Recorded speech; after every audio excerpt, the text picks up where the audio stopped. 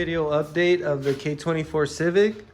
I know it's been a while since I gave you guys an update, but we do have our K24 engine back into the chassis with its oil pump kit.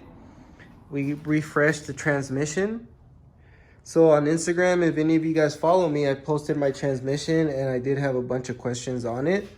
So just to clarify on what's exactly done to this transmission, it's a K20Z3 transmission converted over to work with the RSX shift selector and the RSX speed sensor.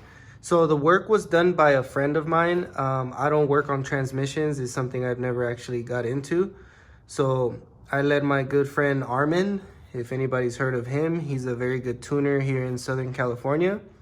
So Armin tuned, he actually worked on my transmission and he put it together for me.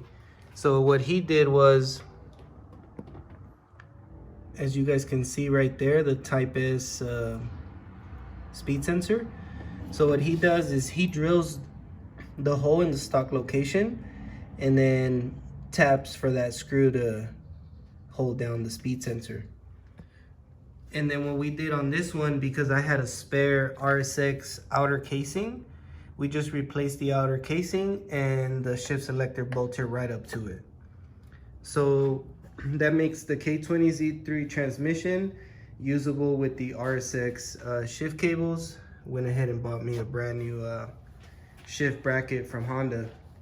So that's the transmission we'll be running in here.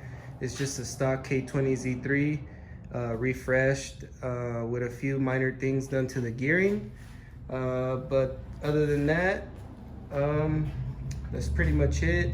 We are waiting for a new alternator just because I want it to look fresh. Got a brand new belt coming in also. And I just got to finish putting on my engine harness and axles, shift cables, install our computer back in there, and get the car over to get tuned. So while I was waiting too, I took out the sunroof, and we are going to be going with a Lexan sunroof as well. And I'll show you guys the weight that we saved.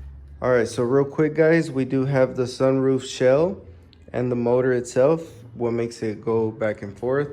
And then there's our sunroof glass.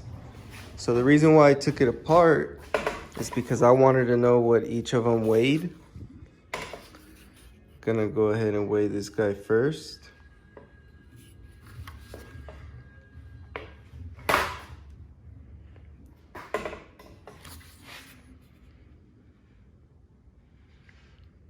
$19.8 pounds on the sunroof shell.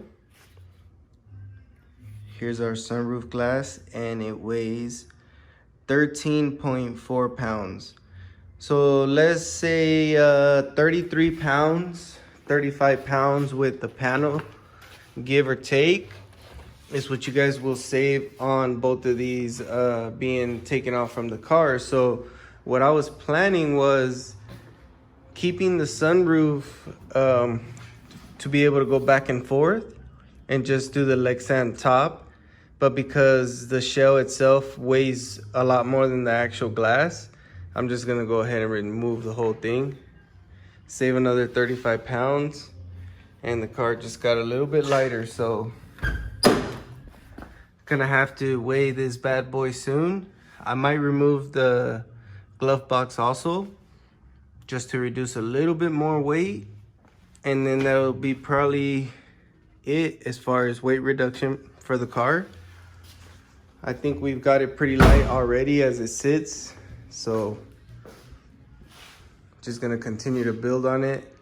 I didn't really plan on going this far into the car, but it just gets fun as you go. So I figured keep going with the build. And as I go, I will keep you guys updated. I did have a bunch of questions about my seat and how much it weighed. So there it is, 26 pounds. I don't recall weighing the stock seat, so I'm not really sure what it is in comparison, but I'm sure I can drop some weight if we go with the Kirky brackets. But the thing I really like about the OEM bracket is that you can slide the seat back and forth. When you go with the Kirky bracket, you can't slide the seat back and forth. So it's kind of like a give take here. We could reduce maybe 10 pounds if we were to use the Kirky ones. But again, we would lose the slider. So I'd rather keep the slider and just kind of forget about the weight reduction there. So yeah, as soon as I weigh the car and we install this Lexan sunroof, I will keep you guys updated as I go. Comment, subscribe, and let me know what you guys think.